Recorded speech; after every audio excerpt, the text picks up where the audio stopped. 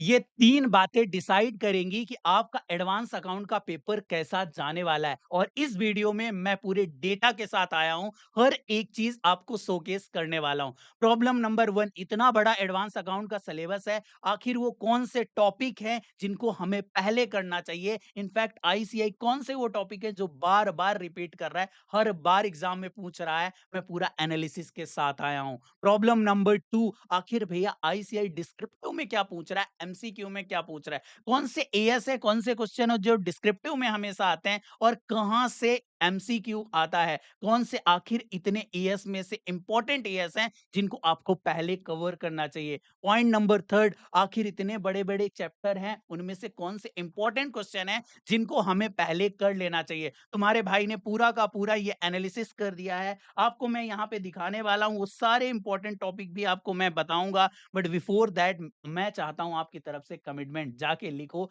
आपका क्या dream score है एडवांस अकाउंट में और लिखो यस भैया, आई विल गिव माई 100% इस लास्ट 3-4 डेज में मैं ये पूरे एनालिसिस को फॉलो करने वाला हूं। ये कोई प्रेडिक्शन काइंड ऑफ वीडियो नहीं है, मैं पूरे डेटा के साथ आपको शोकेस करूंगा और यदि आपने इस चीज को फॉलो कर लिया ना, आप भी अपने एग्जाम में 70 प्लस इजीली अचीव कर सकते हो। चलो फटाफट हम वीडियो की शुरुआत करते हैं, लाइक टारगेट रखते हैं 201 लाइक का, आई होप आप अचीव करवा देने वाले हो। तो सबसे पहले बेटा मैंने एनालिसिस करना जो चालू किया ना वो है अटेम्प्ट वाइज, कि आखिर आईसीआई आपसे किस पैटर्न में क्वेश्चन पूछ रहा है। ये होता है क्वेश्चन नंबर 1 to 6 आपके एग्जाम में पूछे जाते हैं, जहां पे मैंने 2 कॉलम बना दिए। ये तो हुआ डिस्क्रिप्टिव वाला पार्ट और नीचे मैंने पूरा का पूरा अटेम्प्ट वाइज एमसीक्यू का एनालिसिस दे दिया है।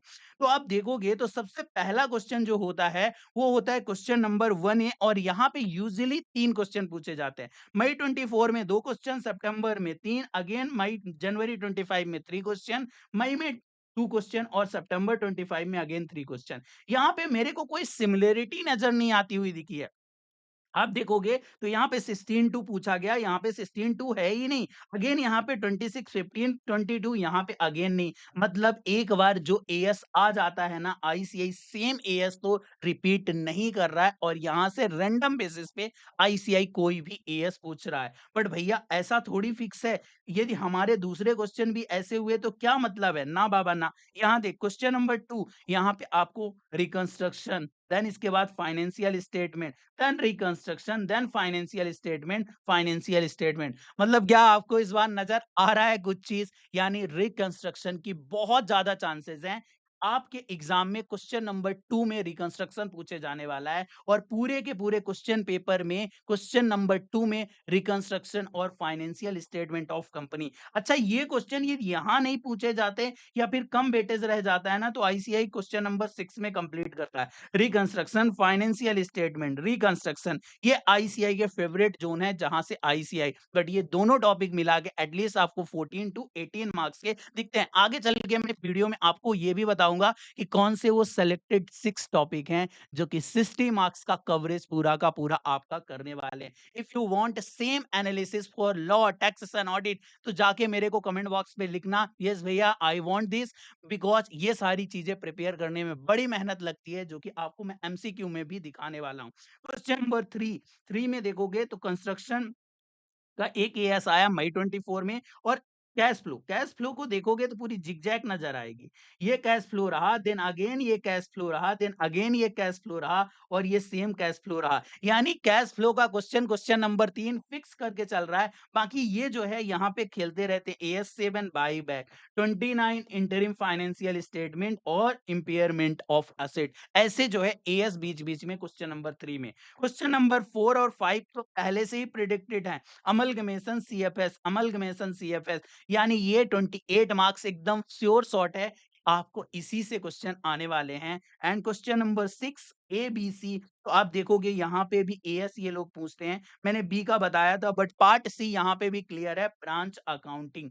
क्या आपको ये एक डेटा नजर आ रहा है जो कि मैंने हर एक अटेम्प्ट वाइज एनालिसिस करके दिया है। ये आपको पीडीएफ भी मिल जाएगा, मैं आपको बता दूंगा वीडियो के लास्ट में कि इस पीडीएफ को आप कहां से देख सकते हो। तो ये पूरा का पूरा बेटा डिस्क्रिप्टिव वाला पार्ट हुआ, बट अभी पिक्चर बाकी है वीडियो, आधा अधूरा ज्ञान नहीं लेने का, एमसीक्यू बाकी है। एमसीक्यू में क्या हमारा पैटर्न चलता है, तो चलो हम लास्ट अटेम्प्ट से चलते हैं। यहाँ पे मैंने कुछ बहुत ही अमेजिंग एनालिसिस किया जो कि आपको मैं बताने वाला हूँ। आप देखोगे तो ये था सितंबर 25 जहाँ से एएस 17 से पहला जो है केस सिनेरियो पूछा गया।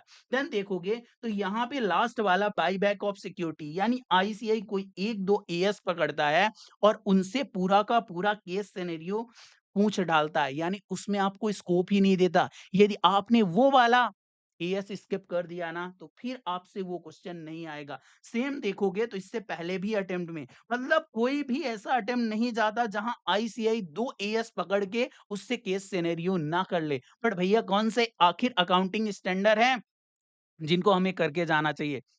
मैं आपका दर्द बखूबी समझ रहा हूँ यार। इतने सारे अकाउंटिंग स्टैंडर्ड है, आखिर उनमें से क्या करें? तो मैंने इसके लिए भी आपको पूरा का पूरा एनालिसिस करके दिया है। आ जाओ यहाँ पे, ये हैं वो इम्पोर्टेंट कैटेगरी, इम्पोर्टेंट लिस्ट जो कि आपको काम आने वाली है। ये मस्ट डू टॉपिक हैं। यहाँ पे मैंने पता क्या किया है, आखिर लास्ट 5 अटेम्प्ट में कौन-सा टॉपिक, कौन-सा चैप्टर कितनी बार एग्ज़ाम में रिपीट हुआ है, उसकी बेसिस पे एनालिसिस किया।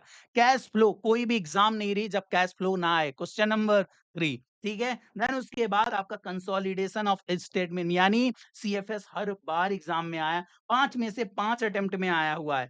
देन इसके बाद कौन सा आ जाता है बेटा, अपना फाइनेंशियल स्टेटमेंट ऑफ कंपनी हर बार आता है।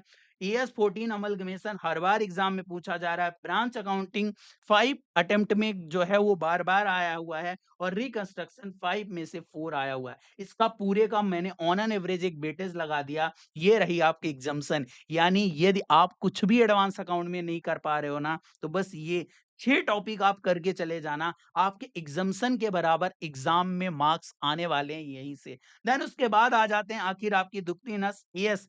एएस में बेटा ये सबसे ज्यादा इंपॉर्टेंट है, इन्वेंट्री बार-बार दिखा है। 5 में से 3 बार आपको इन्वेंट्री के क्वेश्चन दिखे। देन एएस 20 आपको 2 बार एग्जाम में दिखा। अकाउंटिंग ऑफ इन्वेस्टमेंट 2 बार दिखा, लीज 2 बार, इम्पेयरमेंट 2 बार, एम्प्लॉयी बेनिफिट और टैक्सेशन बायबैक ऑफ सिक्योरिटीज। तो आप देख सकते हो आपके सामने ये लिस्ट है।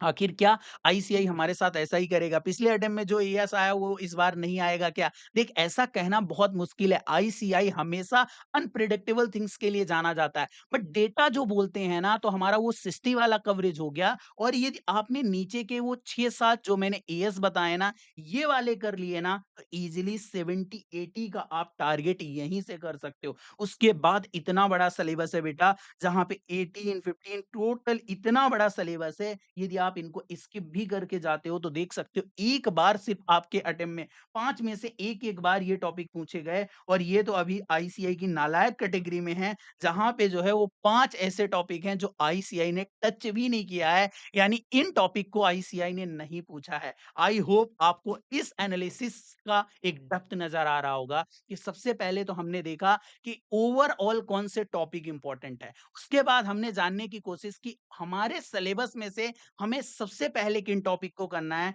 तो हमारे ए कैटेगरी की ये टॉपिक हो गए, बी कैटेगरी की ये टॉपिक हो गए। अब आपके पास टाइम बचता है तो आपको करना है। याद रखना ये शॉर्टकट अपने हार्ड वर्क का बिल्कुल भी सब्स्टिट्यूट नहीं है। आप यदि सारा कवरेज कर सकते हो तो कर लो, बिकॉज़ इन सारे टॉपिक के मैं इंपॉर्टेंट क्वेश्चन लिस्ट भी आपको दे रहा हूँ। यदि कुछ भी नहीं करके जा रहे हो तो एटलीस्ट वो इंपॉर्टेंट क्वेश्चन लिस्ट तो जरूर करके चले जाना।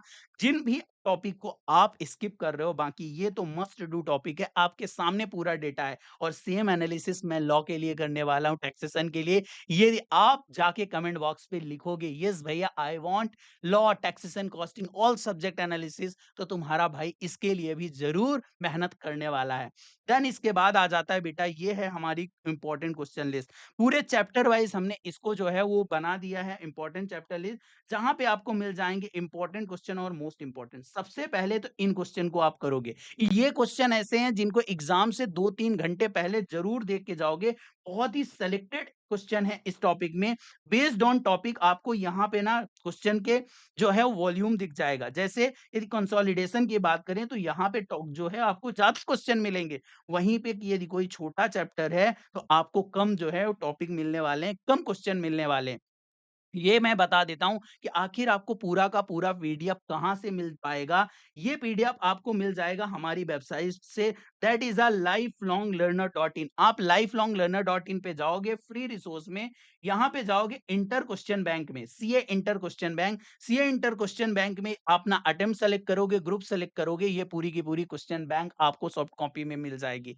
ये क्वेश्चन बैंक डाउनलोड करने के बाद आपको मैं ये पूरा का पूरा लिस्ट भी दे दूँगा, इम्पोर्टेंट क्वेश्चन लिस्ट, जो कि मेरे टेलीग्राम चैनल पे मिलेगी। मैं वहाँ पे ऐप का लिंक दे दूँगा। एक ये 5 पीएम क्लब रिसोर्स भी है, जहाँ पे आपको सारे आरटीपी, एमटीपी का कंपाइलेशन भी मिल जाता है, ये इम्पोर्टेंट क्वेश्चन लिस्ट भी मिल जाएगी। वहाँ से ये सारे टॉपिक आप अच्छे से करने वाले हो। अगेन आई से यू कि आपको इससे पूरा का पूरा 3-4 दिन का एक रोड मैप मिला होगा कि आखिर हमें किस सीक्वेंस में करना है। जब 1.5 डेज़ बचेंगे रिमेनिंग सब्जेक्ट के लिए, तो उनको कैसे प्रिपेयर करना है, तुम्हारा भाई ज़रूर बताएगा। वीडियो में अभी तक बने हो ना, तो अपने नाम के आगे चार्टर्ड अकाउंटेंट लिख के ज़रूर बताना, ताकि मेरे को पता चले हमारी कौन-सी ऑडियंस है, जो कि ट्रू ऑडियंस है। बाकी आपका भाई मिलेगा नेक्स्ट वीडियो में, नेक्स्ट टॉपिक के साथ।